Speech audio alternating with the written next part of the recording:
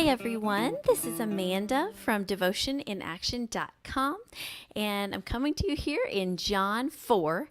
This is the passage of scripture where Jesus meets the woman at the well, Samaritan woman at the well. He asks for a drink, and in talking to her he says, "When I asked you for a drink, if you had known who I was, you would have said, give me a drink. You would have told me, give me a drink, and I would have given you living water." And this week I was pouring water out of a pitcher into a glass, sorry. And I noticed all of the bubbles that happen when you pour a stream of water into the water in a glass. It's lots and lots of bubbles right where the stream goes in, it bubbles out, and it rolls, the water does. And it made me think of this Q-tip painting technique that I've seen some people do. And so that really just stood out to me when I was thinking about this and writing the devotional post for this week in John 4. And so I'm going to be using that, and you see me kind of mixing. I wanted several different blues, like a blue-green up at the top, a little bit darker blue and a little bit lighter blue, and some white. But before I get into the Q-tip painting, I'm just going to lay down a kind of a wash of color with watercolors because I wasn't sure how much coverage I would get with the Q-tips. So I haven't done this before. This is my first Q-tip painting that I've ever done, but it was fun. I think I'll do it again. It was really it was fun and easy. This is so simple. Anybody could do it. These work. This is just, there's water in the well of this paintbrush. And so you just squeeze it and the water comes into the brush. And then I was reactivating that bluish purple that I'd used somewhere else earlier and I'd let dry. And so I just reactivated that with the water. And I wanted this to look like I pictured that cup. You know, the water kind of rolls around as you pour the water in. It dips down where the stream of water is coming in. And then you'll notice as I wanted lots of different blues. So a light blue, a darker blue, some purplish blues. You'll notice that I'm leaving it a little bit lighter right where the stream of water comes in and adding my darker blues elsewhere. That's because when you pour that water in, you see all of those reflective bubbles happening right there where the stream's coming in, right where that water is pouring into the vessel that you're pouring it into.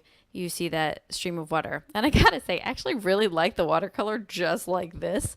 And I will probably be playing around with painting water with watercolor some more because I really liked that it looks, I don't know, I love the combination of colors, the purples and the blues. Those are some of my favorites, and I really like the way that watercolor works. But this is cool too. So pulling out those Q-tips, when you bundle them up, you have two ends.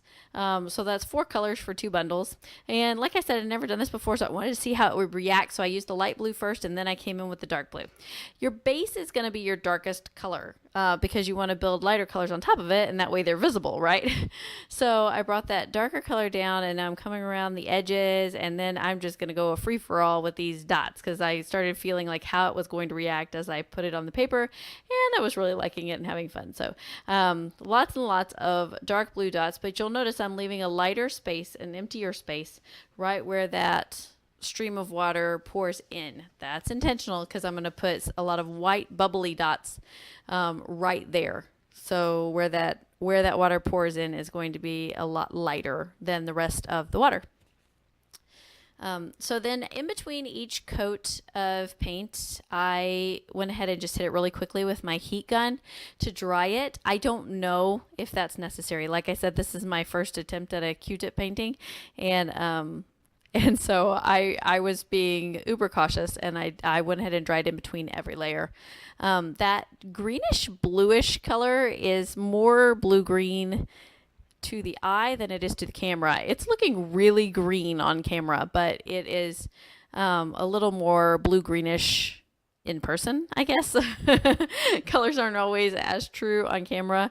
I don't know. It just really stands out as very green on camera to me, but it is really more of a blue-green. I just wanted some depth of color, different colors, some variant. Here I'm coming in with that lighter blue and getting some little like small dots off to the sides of that stream, like it's splashing into the other water. And I really kind of like that. It feels a little messier, but it also feels more realistic for water to kind of be splashing as it comes down. And I really like the idea of that God doesn't just trickle living water into our lives. Jesus is the living water that splashes and gushes and pours into us and changes us from the inside out. So, so I think I like that kind of rolling, splashing, bubbling, disruptive water. It's great. So here are the white. I'm bringing in some dots on that stream. I really liked how this white looked on top of everything else. And there's going to be a concentration of those white dots, like I said, right where the stream comes into the water. And I would say that when you're doing this, unless you want the effect of the Q-tip drug across the page, make sure that you are tapping these straight up and down on the page, because that's how you're going to get those dots, that dot effect.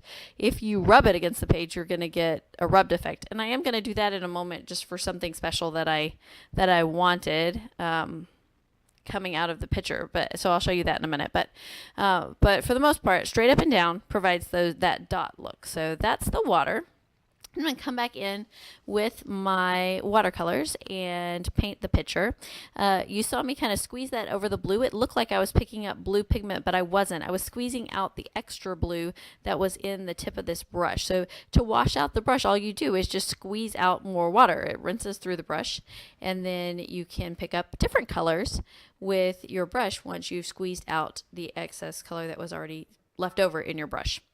And here I just came in with a kind of mustardy yellow, and then I'm going over it with more of a tannish brownish color and kind of darkening that, trying to get it more to a clay look. I didn't want it super red. I wanted more brownish pottery kind of look on this picture. And then I knew the bottom edge would be darker from shadowing. So I'm darkening that bottom edge of the picture. Now, the watercolor didn't react super well. That page was very wrinkly, and there's something underneath it on the page, right on the other side. So it was kind of buckling there. And so when a page buckles and you're watercoloring, the watercolor pools, which worked out fine. I like how it turned out. It didn't react the way I was intending it to.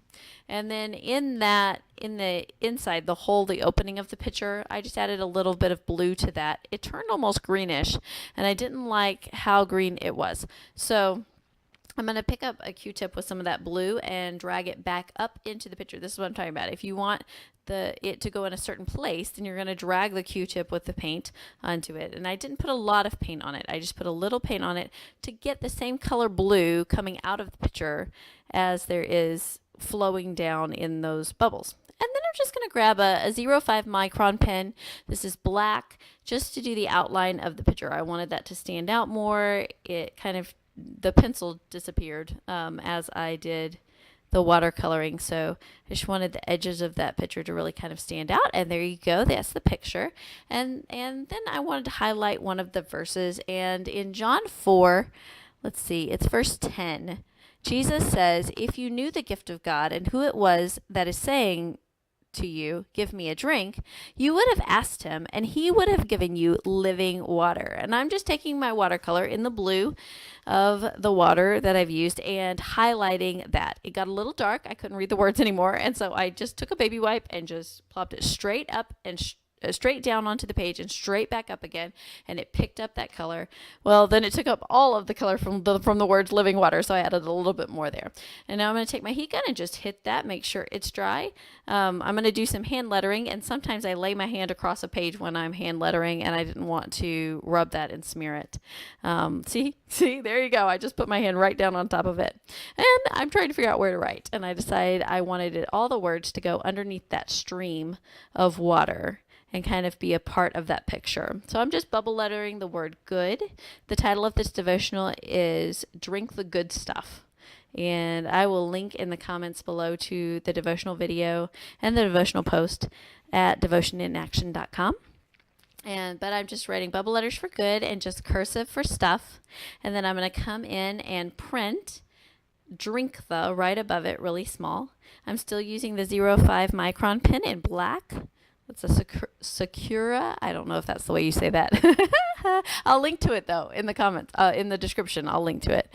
So it just says drink the good stuff, and that's the page. It's really actually, it looks complicated, but it's very, very simple. If you are intimidated by painting something, this would be a really fun start to start with those Q-tips and to be able to paint something that looks very visually interesting, and it looks more complicated than it actually is to do. So it's certainly something very fun to play around with. I've seen people do dandelions and flowers and things with these, and I like how the water looks. So this was really, really fun. So I'm just grabbing some watercolor and coloring in those letters. I didn't like how empty that looked right in there. And I wanted more purplish blue because I wanted those to stand out. So I'm adding a little bit of purple to those. So it's bluish purplish on the word good, and just hitting that with a heat gun to get it completely dry.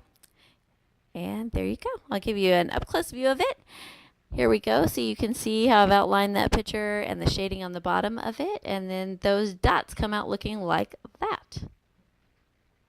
There you go. I think this would work with watercolor too, and it might be more transparent for those people who have a real problem with covering up the words. I have another study Bible where I can study in the Bible. I have other Bibles I can bring to church if I want. So I don't mind so much in my Bible Art Journaling Bible covering up the words, but I know that that is a personal conviction for some people, and you might want to try it with watercolors. Okay, thanks for watching. Have a great day.